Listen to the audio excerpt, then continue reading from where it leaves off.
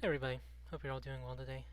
I'm gonna be doing my recording of Arc 5 Chapter 2. Want to go over a couple of housekeeping things before we start. Because I can't edit or I don't know how to edit either way. I do these all in one take, and I'm going to probably continue doing them all in one take. And because of that I thought, why not just stream it? It's gonna be the same thing anyways. And I won't be reading chat because I'll get distracted during, but afterwards, if there's anybody chatting, which I'm doubtful that there will be, but if there is, I will go back and read and respond and talk with everybody. I didn't reread this chapter. I was busy at work, so I didn't get to read it at work, and then I was doing preparations for this after I got home, and I knew if I kept stalling, I wasn't gonna do it because I'm a serial procrastinator. So I'm just going to start it without rereading it beforehand. Hopefully, it won't be an issue. For after chapter 7, I'll probably be doing the readings the same day. Well, I might do them blind. I don't know. We'll see. We'll see. Um, I want to thank Sufficient Wasabi. I posted the first one on Reddit, and he told me that it would be a good idea to give my thoughts on the chapter at the end after I'm done reading, which I think is a good idea. I'm definitely going to do that. My voice was a little bit strained near the end of chapter 1. It was just like getting painful to talk, and then my mouth was a bit dry. But I didn't like have any adverse after effects the next day or anything, so I think it should be fine. I have 2 images and one piece of music that I'm going to be playing. The piece of music is 5 minutes long, copyright free. Hopefully not going to have any issues with it. It's going to loop. Hopefully it's not too cumbersome. I think it fits well, though I had trouble finding it, but it should work. And I think that should be everything. Do this. Start the music. And then start the reading. Arc 5, Chapter 2. Oh, this music's too loud, actually. Give me 1 second.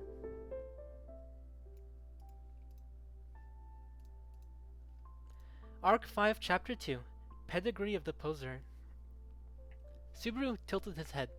Mimi, merrily waving her arms as she took the lead. Party was a pretty extravagant word, and was coming out of nowhere. A party invite from Anastasia-san, but that's still like...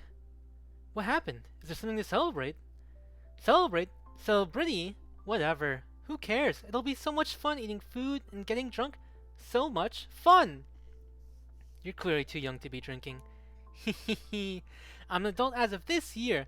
The boss says I can drink, but the lady says I can't. Mimi puffed out her chest in excitement, and the belled ornament in her hair chimed. In response, Suru's eyes shot open in shock. What? You're allowed to drink? Then you're fully grown. No way. How old are you? Mimi, I just turned 15, so Mimi's an adulty adult. I'm a big girl. Big girls don't talk like they're still in grade school. But anyway. Having regained some composure, Subaru put his hand to his chest as he recognized the differences in adulthood between this world and his original one. It was basically the same as Genpuku. The age of adulthood is about 15 in this world, and that's when it became legal for one to drink and smoke. Is this the right way to consider it, Petra? Yes, that's right. But going into more detail, boys leave their homes and find work at 15, while some girls start getting married around then. If they don't get married, then it's the time that they'll usually start working, like me. Which means you left home pretty early. You're a feisty girl, you. Hehe, I'm feisty. I don't think that was a compliment. Petra glared at Subaru, who headed over to an exhausted Beatrice. Mimi had released her, and her pigtails were in some disarray. She looked bitterly up at Subaru. After participating in your special training and being manhandled by this cat, Betty is exhausted, I suppose. Subaru, carry me, in fact. Participating? All you did was watch. Beatrice spread her arms out, reaching for Subaru, and he scooped her into his arms. He was more muscular than he used to be, and since she was light as a feather, the weight didn't bother him at all. Though he did somewhat look like a dad cradling his daughter, which was not ideal. Ooh, you're holding the baby! That's awesome! Hold Mimi! Hold Mimi too!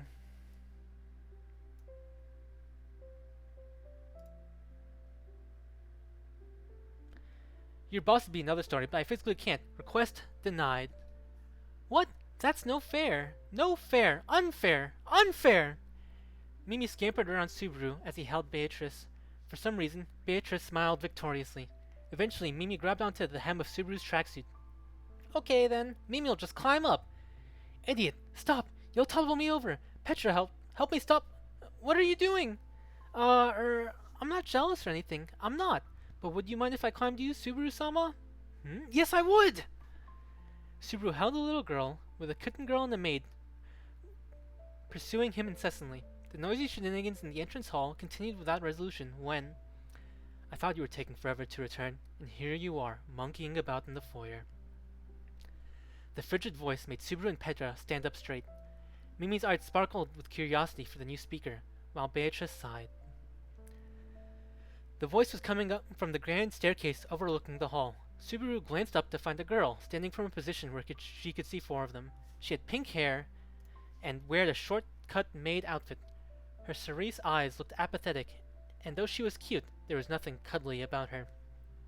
This was Petra's colleague, Ram, the head maid of the mansion. She gazed coldly at Subaru and snorted a breathy, "Ha! Filthy." You're the filthy one for reaching that conclusion. Maybe you can argue about how sound this is, but it's still a heartwarming scene. You've always been reality to suit your purposes. But, Barusu, you must not forget, I judge only by what I have seen. Maybe you could take off your weird filter before you start looking, please? Ram glanced at him with disinterest, apparently unwilling to hear him out. She ignored the stunned Subaru and looked over at Petra, who instantly started to tremble. Petra, I told you to drag Barusu here by the neck if you had to. Would you like to explain why you were playing and chatting with him in the hall? I'm sorry, Ram-ane-sama. It seems you're not listening, Petra. I believe I have asked, why are you dawdling here in the foyer? Stop acting like the sister from hell. It was just me screwing around. Petra's not to blame. Of course she's to blame. I'll pummel you, Barusu. She's only a little to blame. Pleased with that concession, Ram jerked her chin to the room behind her. You must not keep Emilia-sama waiting, Barusu. Go to the lounge upstairs. Petra, to the dining room. Beatrice-sama, accompany Barusu. Of course, I suppose. What about me? Come on, what about me? Petra regretfully let go of Subaru's sleeve, but he remained caught in the energetic cat girl's firm grip. Ram brushed aside her hair, caught on her cheek. I ask you to accompany Barusu to the lounge, dear guest. I'm afraid that your companion is unsettled by your absence. Okay, guess I gotta go back then. I done a nope. Even Ram was polite when receiving guests. Mimi laughed boisterously in reply, but Subaru had caught something that he could not ignore. Companion? But I thought you said you were alone. I did, and I am. Not Hataro, or TV, or the boss, or Julius, or the lady are here. But Joshua's here. I'm alone being Joshua's bodyguard? Bodyguard? Bodyguard. Yes, bodyguard. Mimi puffed out her chest, smirking. Subaru pat her head before looking up at Ram. I'm sorry, I was sure it was only Mimi. I didn't realize I was making someone wait. So it seems. It's fine, but do hurry. Emilia-sama's patience will tire before long. Ooh, scary, can't have that. Okay, see you later, Petra. Let's go, Mimi. Woo! Who was this mysterious Joshua? He must be someone from Anastasia's faction who Subaru did not know. If they were sending him as a messenger and appointing Mimi as his bodyguard, he must have a suitable rank. You could say he'd hold an important post since Mimi had referred to him with an honorific. But then again, considering how indiscriminately friendly Mimi was, it didn't mean much, really. I'll bake the tarts once everything has settled down. You'll taste them, won't you, Subaru-sama? Whispered Petra, right before darting out of the scene. Frederica was probably waiting for her in the dining room. Subaru did not know whether they would serve the food in the lounge, but either way, it seemed like it was going to be a while before he got to eat Petra's tarts. Who else is in the lounge with Emilia-tan? Roswell-sama has yet to return, which leaves her with Otto and Garf. If the visitor is an assassin in disguise, Garf will be enough to manage them. Doubt we need to be so worried about direct attacks. I already told Emilia-tan to use Otto as a human shield. If Ram ever feels in danger, that's what Ram will do as well. There were no words for how they treated Otto. Well, actually no, there were. Either way, if those three were the ones at the parlor, Otto had to be stuck pulling more than his own weight. Should they neglect to lessen the strain upon him swiftly, they were liable to lose their precious internal affairs minister. He never gets his reward, I suppose. I don't understand why he's even friends with you, in fact. It might be invisible to others, but me and Otto are tied together with a solid bond of masculine friendship. Rock solid. Ooh, rock solid! Ram's sigh guided the three up to the lounge, which was the very first room after scaling the grand staircase. Ram knocked on the door, which then opened from the inside. The face that peeked out belonged to... There you are, Captain. You were taking so long. I was thinking I'd have to go and get you. It would have been funny if all of you said you were gonna leave to look for me and left Otto there on his own. Crap, it woulda. Now imagine him panicking everywhere and freaking out. Garfield, with his short blonde hair, sharp fangs, and characteristic forehead scar, shared a mischievous grin with Subaru. He jerked his chin, his arms crossed, and apparently keeping him posted at the door. Get in here. The guest's saying you gotta be here if we're gonna talk. Otto and Amelia were trying to give him a welcome, but it all just looked like comedy. Honestly, I want to see that. Cease this foolishness and enter the room. We're already delayed. Gah! Rem drove her foot into the curve of Subaru's back, and he went stumbling into the room. His odd posture as he burst into the scene earned him stares from those in the lounge. The predominant emotions were relief, exasperation, and confusion, respectively. Subaru suppressed his urge to make excuses to the relieved and exasperated parties about his tardiness, and turned to face the confused individual. The prim, handsome man gazed at Subaru. A well-tailored outfit garbed his slender frame, and his violet hair was tied in a ponytail. He exerted a scholarly air, and his monocle only propped up that impression. His yellow eyes were rather sharp, and between that and his pout as he peered at Subaru's unfamiliar face, he looked displeased.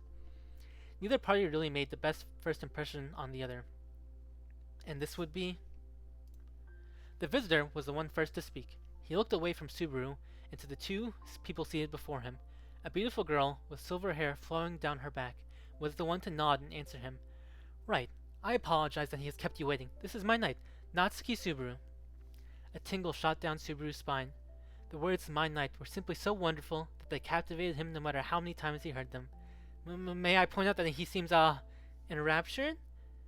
Subaru, stop making funny faces, I suppose. He's going to think, huh? Oh, this feels quite forceful, in fact. No, you're holding too tight, Subaru! Ow, ow, ouch, I suppose. Sorry, was tripping a bit. He had almost unwittingly squeezed Beatrice to death to distract himself from his feelings. A Beako hug, or also a bear hug. That's what it was, anyway. The guest looked on skeptically as Subaru cleared his throat and put down Beatrice. As stated a moment previously, I am Natsuki Subaru. I serve as knight to Amelia-sama, who makes her presence before you. It pleases me to make your acquaintance. The tracksuit made it a little slovenly, but his manners aligned perfectly with courtly etiquette. He used to think cynically of the pretentious attitudes of knights, but now that he was trying it himself, he found it worked surprisingly well for him. It wasn't a question of whether it suited him or not, that he himself felt like being more of a knight. The pressure, knowing that one misstep would make him a laughingstock, made that rigid seriousness have meaning. Under the tutelage of Garfield, with his extensive knowledge as a knight fanatic, Subaru had fostered etiquette that would not disgrace him as a knight. Subaru glanced at the door to find Garfield watching him, satisfied.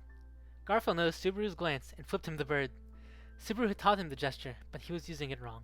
While he may be a good teacher, Garfield was a terrible student. You humble me. I myself am Joshua Jukulius, visiting you as an envoy on behalf of Anastasia Hoshin-sama. Then you'd be Joshua-san. What a fine name. Still, I must apologize again for my poor punctuality. Allow me to... Jukulius?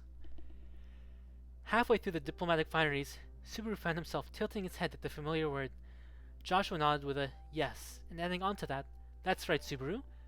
Joshua is Julius's little brother, and they're both supporting Anastasia together. It's really sweet.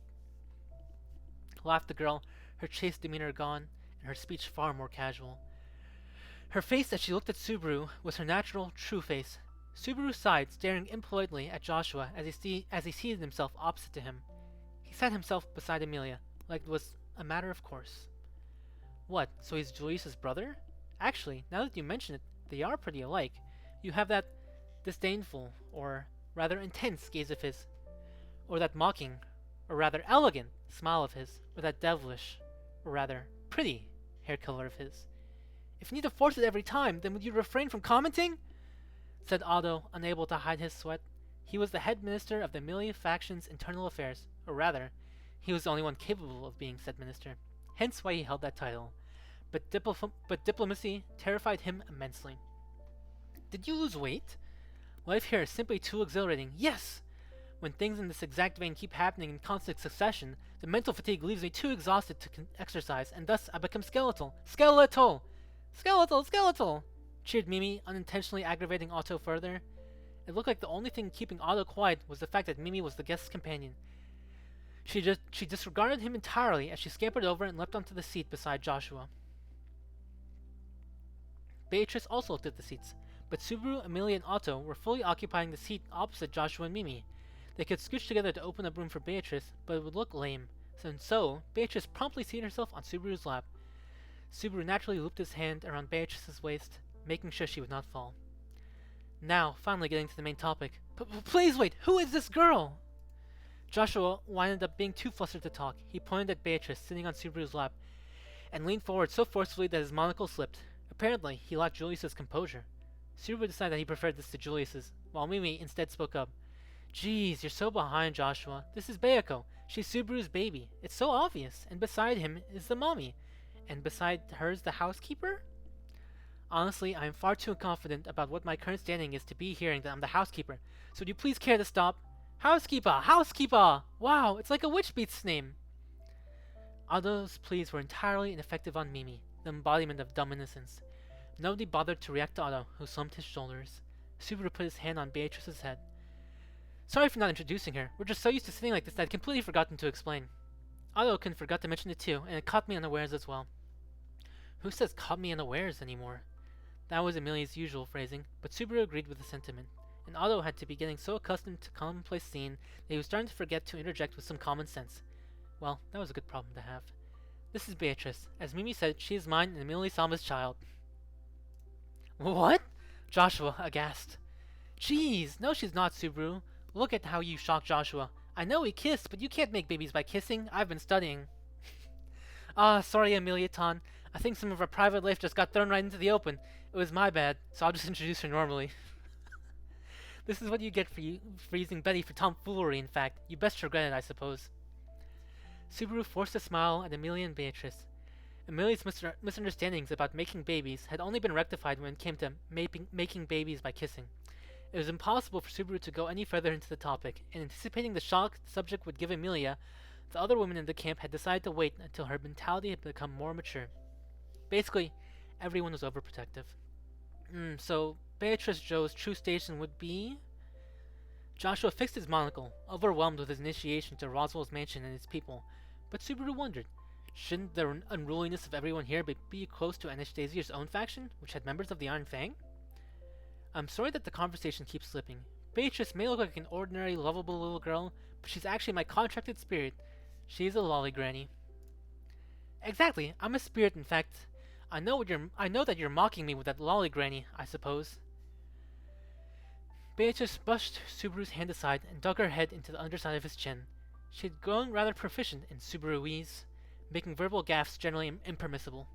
Lolly granny was just a combination of granny and lolly, a word that he had already explained to her, so of course she had seen straight through it. Joshua's reaction to Subaru and Beatrice's heartwarming exchange was extreme. His prudish but charming face fell frigid. I see. She's a spirit. Nobody who caught his whisper could decode his sentiment. It was not that he was hiding his emotions, it was the opposite. The emotion was so convoluted and complex that it is impossible to tell what lay at its core, but everyone could see that it was not a very friendly statement. Hey guest, you got a problem with our captain having a spirit with him? Garfield had inherited Subaru's old role, which was to be irreverent to anyone. While everyone else deliberated on how to address the problem, he fearlessly dove right in. Joshua promptly shook his head. No, it's nothing important, just... It struck me that Natsuki Dono is a spirit knight. I'm sure you know, but my brother is a spirit knight. The title is so rare you could call him the only holder in the nation. Yeah, I know. When we were fighting the witch cult, he helped me out a lot, so... Are you truly so reluctant to accept that he saved you? No, but thinking about on his battles with Julius made him feel awkward about what he was saying, and made the old wounds from his beatdown sting. I heard that there was another knight who uses spirits, in fact. One odd turn of fate for it to be your brother, I suppose.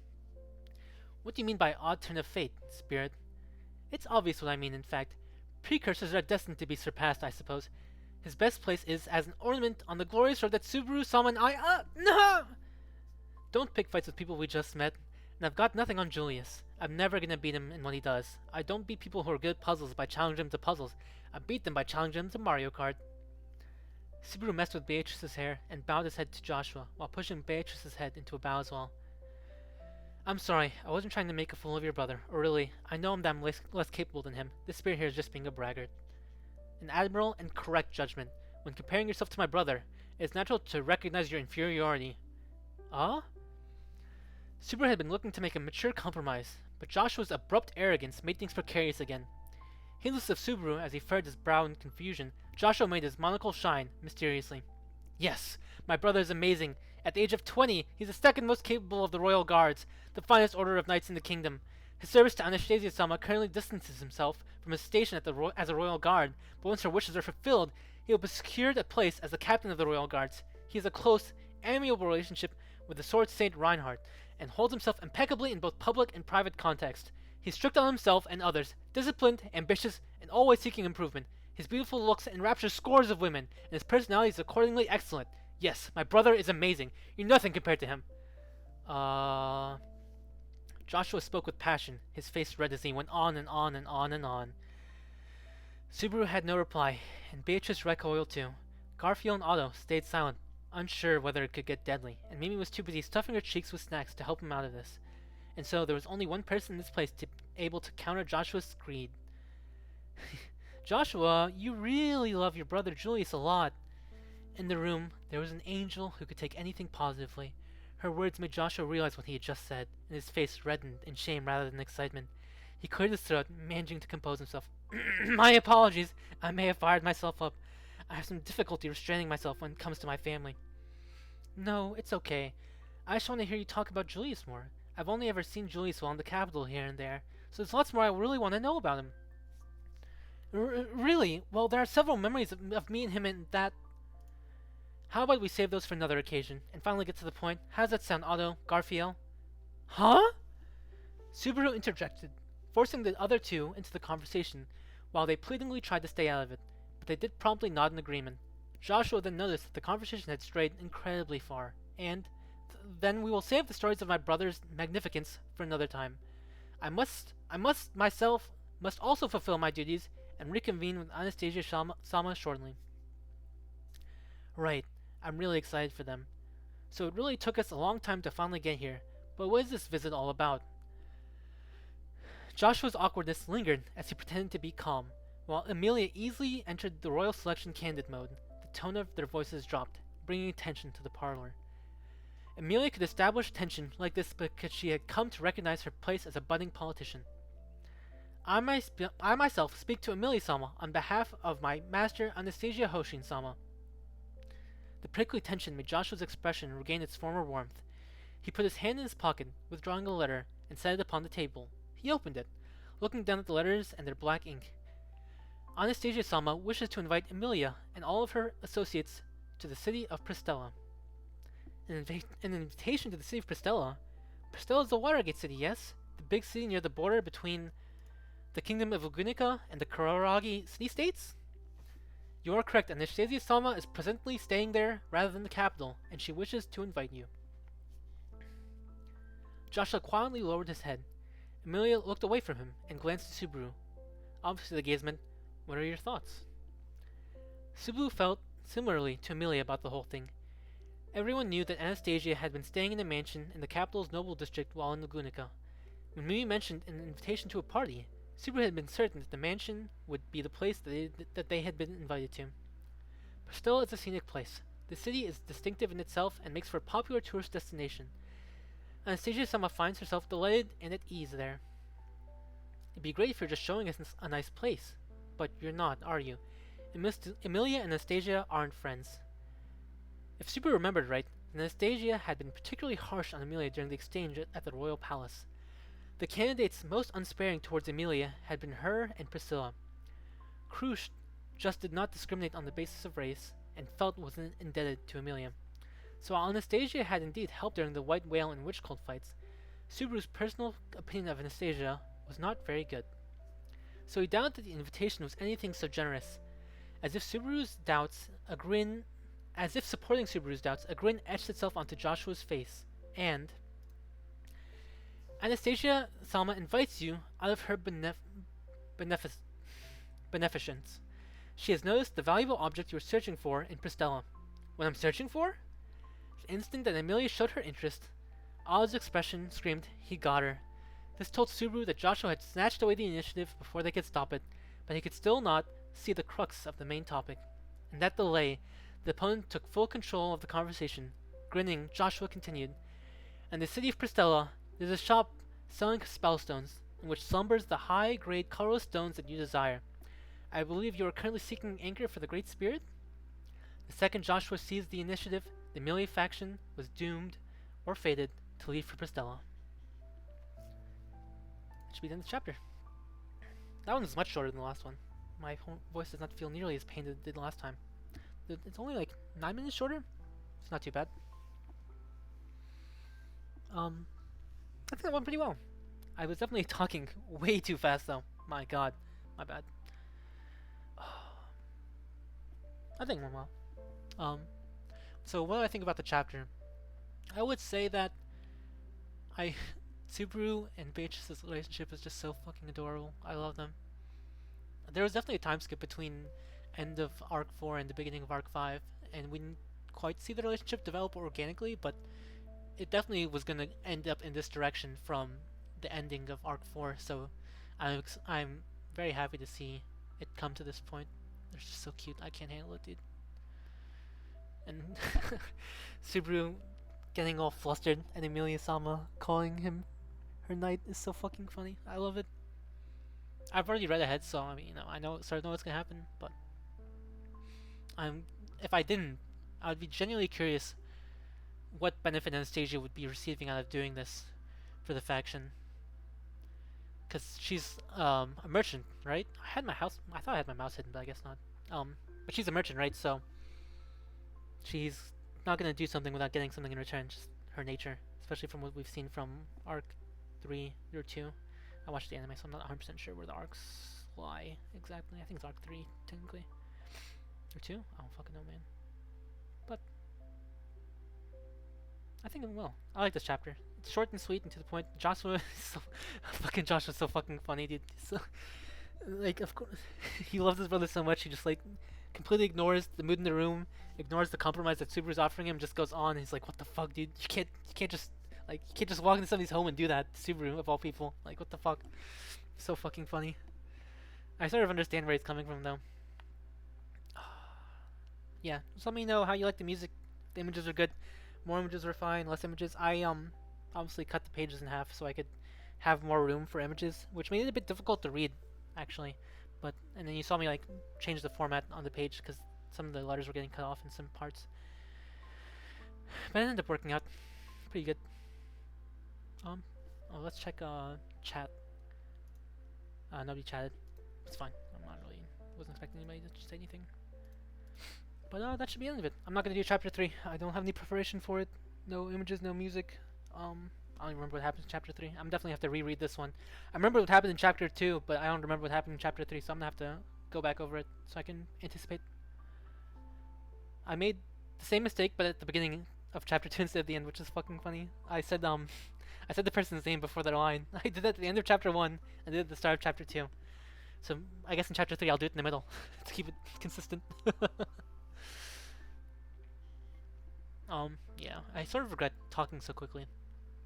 But yeah, it's sort of my nature. I wasn't controlling myself as much. For some reason my hands started going numb while I'm doing this, by the way. I noticed this last time, and I thought it was just like a one-time thing, but maybe it's the way I'm sitting. Probably the way I'm sitting. I'm cutting off my circulation, but like my fingertips start to go numb. Really annoying. But I'm stretching my arms out and moving them around. Because I'm trying to not do any loud movements that will be caught by the microphone. And luckily, none of my cats have been meowing excessively in the background. Or at all, really. Which is nice. They usually don't, but sometimes Mimi or Cosmo start being obnoxious. Because they want to play. Yeah, I have a cat named Mimi, but my cat named Mimi is a boy. I know, fucking hilarious. When I was watching the anime and they said Mimi and it's a fucking cat, I fucking lost it. It's so funny. I will post sources for the images and the music in the YouTube description when I upload this to YouTube, which will probably be in like shortly. It will be today, unless I get lazy, which I will try not to be. Was my goal. And that should be it for the most part. I think I'll end the stream here.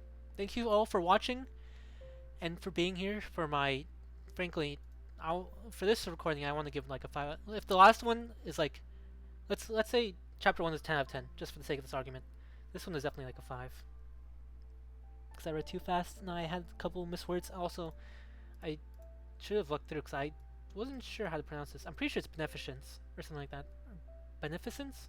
I don't know. I fucked that word for sure, but it's fine. Can't get them all right. I'm usually pretty good with pronunciation, but that word, I was not expecting it. Really threw me off. Thank you, Witchcult Translations, for providing the web novel translation, of course. Couldn't do this without them. And this should be the end of the stream. Thank you all for watching, and have a nice day.